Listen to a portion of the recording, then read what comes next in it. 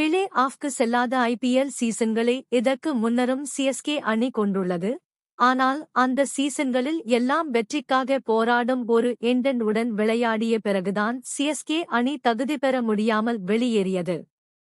அதற்கெல்லாம் அப்படியே தலைகீழாக 2025 ஐபிஎல் தொடரானது சிஎஸ்கே அணிக்கு ஒரு மறக்க வேண்டிய தொடராகவே இதுவரை அமைந்துள்ளது. ஒட்டுமொத்த பேட்ஸ்மேன்களில் ஒருவரிடம் கூட வெற்றி பெறுவதற்கான எண்டட்டும் T20 போட்டிக்கான ஆக்ரோஷமான அணுகுமுறையும் துளிக்கூட இல்லவே இல்லை. உண்மையா நீங்களாம் பேட்ஸ்மேன்கள் தானா?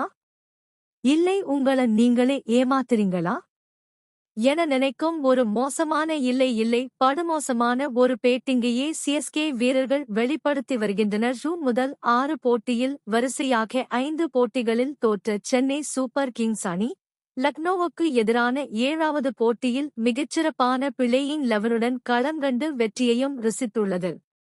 அணிக்குள் புதியதாக இணைந்துள்ள 20 வயதேயான ஷைக் ரசீத் எங்கேயா எண்டன்ட் என தேடிக் கொண்டிருந்த சிஎஸ்கே ரசிகர்களின் ஆதங்கத்திற்கு விடையாக வந்து சேர்ந்துள்ளார். தல தோனி கேப்டனாக மாறியாச்சு, சில நல்ல மாற்றங்களையும் எடுத்து வந்தாச்சு. இன்னும் எதற்காக அந்த 2 பேரு? அவங்களையும் தூக்கி வெளில போடுங்க என்பது போல் சில ஆதங்கத்தை இன்னமும் சிஎஸ்கே ரசிகர்கள் வெளிப்படுத்தி வருகின்றனர்.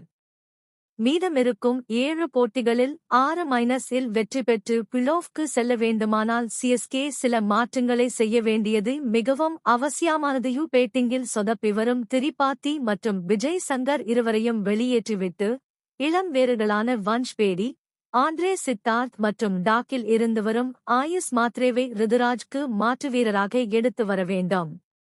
திரிபாத்தி, விஜய் சங்கர் இருவரும் பேட்டிங் செய்ய வந்தாலே அவங்களே கேட்ச் கொடுத்தாலும் நீங்க பிடிக்கூடாது என்பது போல் கைக்கு வரும் கேட்சை எல்லாம் தவறவிட்டு வருகின்றன எதிரணிகள்.